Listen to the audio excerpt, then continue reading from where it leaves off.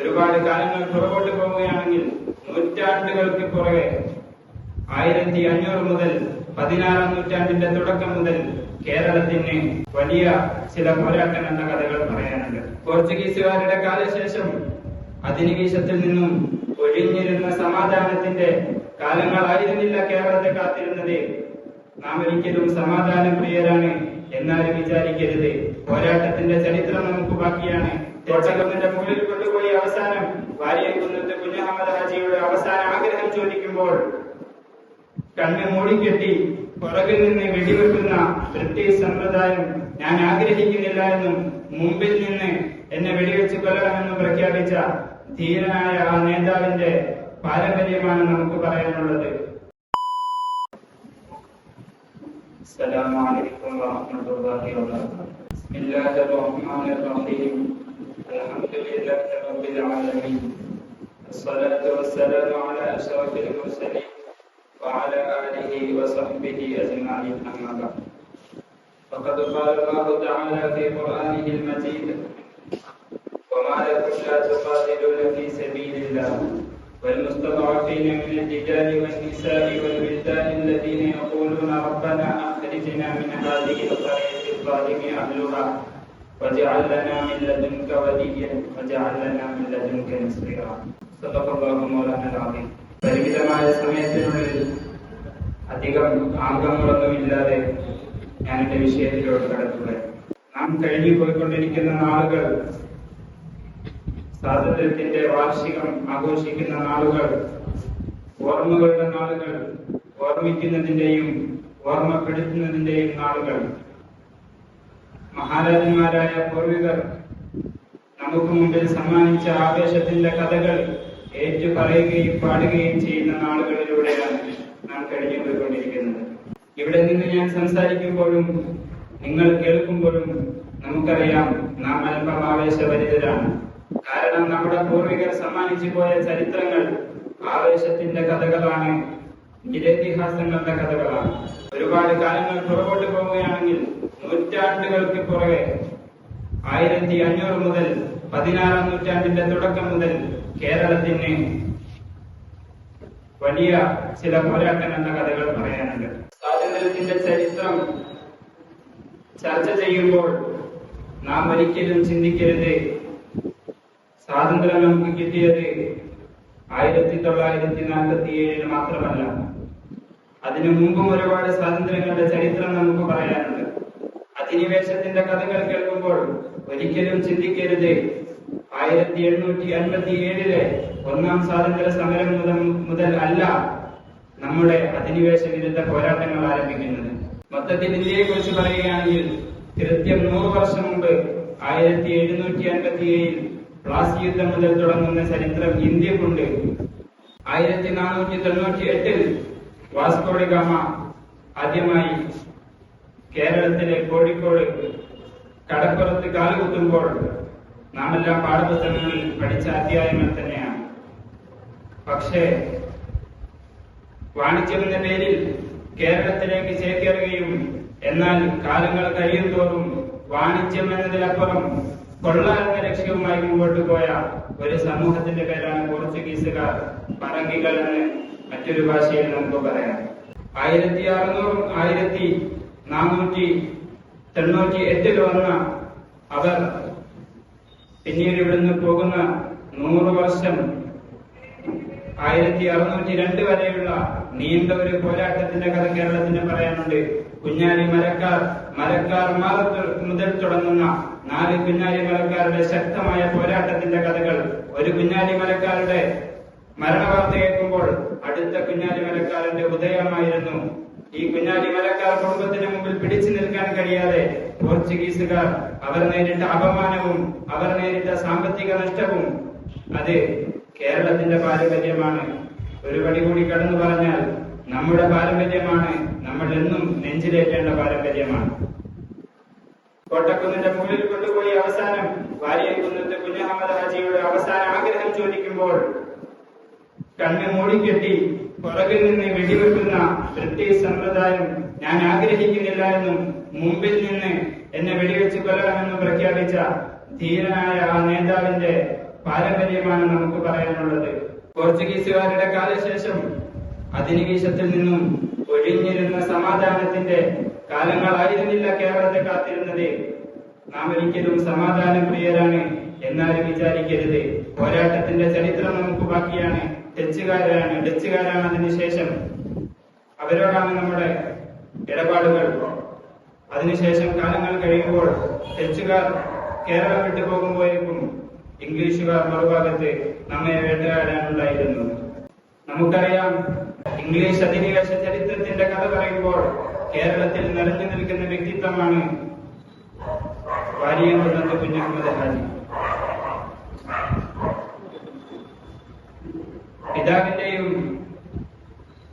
പിതാവിന്റെ പോരാട്ടങ്ങളും തവഴിയായിട്ട് വന്ന പാരമ്പര്യവും ഒരു ഭാഗത്ത് അദ്ദേഹത്തെ പ്രേരിപ്പിച്ചിരുന്നെങ്കിലും മതകീയമായ തന്റെ ഉസ്താദുമാരിൽ നിന്നുള്ള തന്റെ ശൈഖന്മാരിൽ നിന്നും താവഴിയായി കിട്ടിയ പോരാട്ടത്തിന്റെ പാരമ്പര്യം, ആലി മുസ്ലിയാരുടെ പാരമ്പര്യം അദ്ദേഹത്തിന്റെ രക്തങ്ങളിൽ ഉണ്ടായിരുന്നു.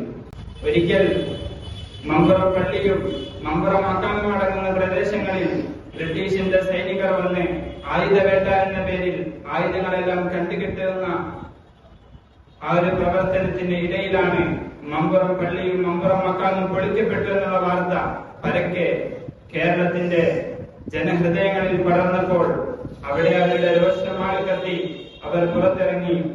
ആലി മുസ്ലിയാരുടെ നേതൃത്വത്തിൽ വാരിയംകുന്നത്ത് കുഞ്ഞഹമ്മദ് ഹാജി അടങ്ങുന്ന സൈന്യം പോലീസ് സ്റ്റേഷന് നേരെ മാർച്ച് ചെയ്തു. പോരാട്ടത്തിന് വേണ്ടി മുതിർന്നവരല്ലായിരുന്നു. പ്രശ്നം എന്താണെന്ന് അറിയാൻ വേണ്ടി, നിജസ്ഥിതി അറിയാൻ വേണ്ടി വീടുകളിൽ നിന്നും ഇറങ്ങി പുറപ്പെട്ട പാവപ്പെട്ട ആളുകളായിരുന്നു അവർ. പക്ഷേ ഇടതും വലതും നോക്കാതെ, മുന്നറിയിപ്പുകൾ കൊടുക്കാതെ ബ്രിട്ടീഷിന്റെ ഉദ്യോഗസ്ഥന്മാർ, ബ്രിട്ടീഷിന്റെ പോലീസുകാർ അവർ വെടിയുതിർക്കാൻ തുടങ്ങി. തങ്ങൾക്ക് മുമ്പിൽ സഹോദരന്മാരുടെ മൃതദേഹം കാണുമ്പോൾ, ആളുകൾ തുരുതുര മരണപ്പെട്ട് നിലത്ത് വീഴുന്നത് കാണുമ്പോൾ ഒരിക്കലും അന്ന് നമ്മുടെ പോരാട്ട വീര്യം തകർന്നു പോയിട്ടില്ല. മരിച്ചു കിടക്കുന്ന സഹോദരന്മാരുടെ കബന്ധങ്ങൾക്ക് മുകളിലൂടെ ചാടി വെടിയുതിർക്കുന്ന ബ്രിട്ടീഷിന്റെ പടനായകന്മാർക്ക് മുമ്പിലേക്ക് എടുത്തു ചാടിയ കേരളത്തിന്റെ വീരസിംഹങ്ങളുടെ കഥയാണ് നമുക്ക് പറയാനുള്ളത്.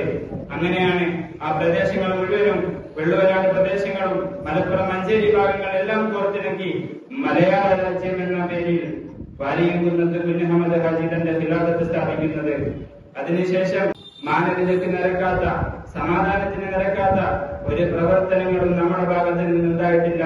ഇത് ലഹളയല്ല, ഇത് മലബാർ ഉയർത്തിയ ധീരമായ ചെറുത്തുനിൽപ്പിന്റെ കഥകളാണ്.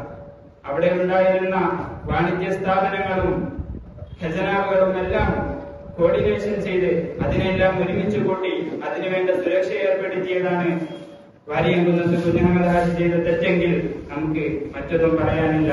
അവിടുത്തെ മുസ്ലിമീങ്ങൾക്കും ഹിന്ദുക്കൾക്കും സർവ്വമതങ്ങൾക്കും ഒരുപോലെ സംരക്ഷണം കൊടുത്തതാണ് വാരിയംകുന്നത്ത് കുഞ്ഞഹമ്മദ് ഹാജി ചെയ്ത തെറ്റെങ്കിൽ നമുക്കതിന് മറുപടി പറയാനില്ല.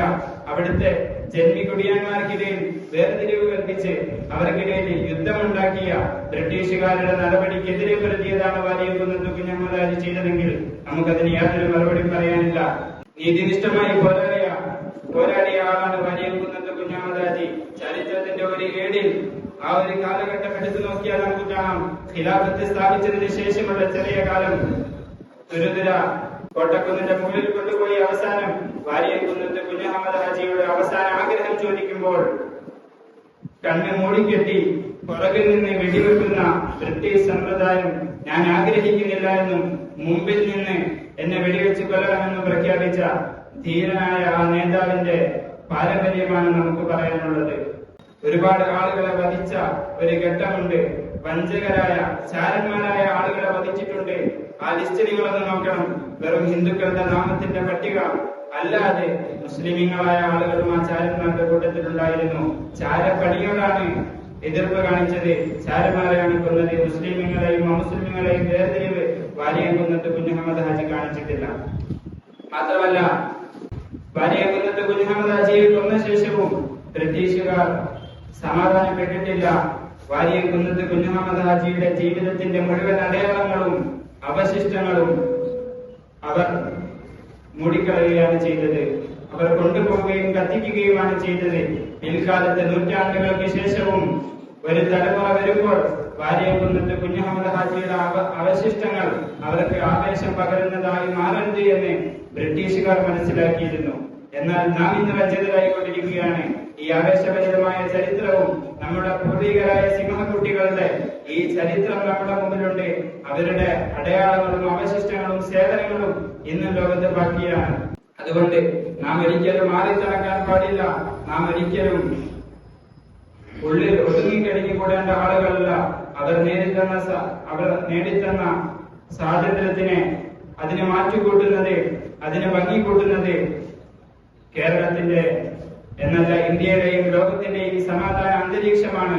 സമാധാനത്തിന് വേണ്ടിയാണ് അവർ പോരാടിയത്. അവരാരും അഹിംസാവാദികളായിരുന്നില്ല എന്നത് ശരിയാണ്. തോക്കുകളാൽ വന്നവർ, വാളുകൾ കൊണ്ടുവന്നവർ അവർക്ക് വാളാൽ മറുപടി കൊടുക്കാനുള്ള ധൈര്യം കാണിച്ചു എന്നത് അവർ ചെയ്ത തെറ്റാണെന്നാണെങ്കിൽ നമുക്കതിന് മറുപടിയില്ല.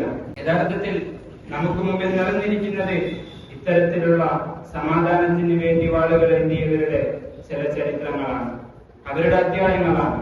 പോർച്ചുഗീസിന്റെ കപ്പലുകൾ കോഴിക്കോട് കടൽ തീരത്ത് അതിന്റെ വെളിച്ചങ്ങൾ തെളിയുന്ന സമയത്ത് വ്യാപകമായി നഗാരമുട്ടുന്ന ശബ്ദമുണ്ടാകും.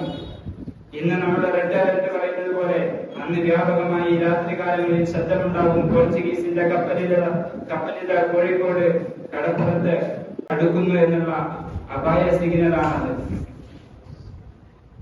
ആ സമയത്തുള്ള പിന്നാരി മറക്കാന്മാരുടെ ഇറങ്ങി പുറപ്പെടലുണ്ട്, അവരുടെ നേരിടലുണ്ട്. ഈ ചെറുത്ത് നിൽപ്പിന്റെ കാഠിന്യത്തിന്റെ പേരിൽ പിന്നാരി മരക്കാരന്റെ കപ്പലുകൾ കാണുമ്പോൾ പലപ്പോഴും പോർച്ചുഗീസിന്റെ കപ്പലുകൾ അവരുടെ വിളക്കണിച്ച് മടങ്ങിപ്പോയിട്ടുണ്ട്, പോരാട്ടത്തിന് മുതലാതെ. ഇത്തരത്തിൽ ആവേശഭരിതമായ ചരിത്രം നമുക്കിന്നും ബാക്കിയാണ്. ആ ചരിത്രത്തിൽ നിന്നും ആവേശം ഉൾക്കൊള്ളുകയും കർമ്മനിരതരായി പ്രവർത്തിക്കുകയും ചെയ്യുക എന്നുള്ളത് നമ്മുടെ ബാധ്യതയാണ്. അല്ലാഹു സുബ്ഹാനഹു വ തആല ഈ പൂർവികരുടെ പാരമ്പര്യത്തെ ഉൾക്കൊള്ളാനും അവര് എന്തെന്നാണ് നമ്മിൽ നിന്നും ആഗ്രഹിച്ചത് അതിനെ മുറുകെ പിടിച്ച് ജീവിക്കാനും തൗഫീഖ് നൽകി അനുഗ്രഹിക്കുമാറാകട്ടെ എന്ന് പറഞ്ഞുകൊണ്ട് ഞാൻ എന്റെ വാക്കുകൾ ഉപസംഹരിക്കുകയാണ്. എന്റെ മേൽ അർപ്പിതമായ വിഷയം പ്രൗഢമായ ഈ സദസ്സിനെ ഉദ്ഘടിക്കുക എന്നതാണ്. ബിസ്മില്ലാഹിർ റഹ്മാനിർ റഹീം ഇന്നാ ഫതഹ്നാ ലക ഫത്ഹൻ മുബീന എന്ന ഖുർആനിക വചനങ്ങൾ ഈ സദസ്സിനെ ഉദ്ഘടിച്ചതായി ഞാൻ അറിയിച്ചുകൊള്ളുന്നു. വാഖിറു ദഅവാന അൽഹംദുലില്ലാഹി. അസ്സലാമു അലൈക്കും വറഹ്മത്തുള്ളാഹി വബറകാതുഹു.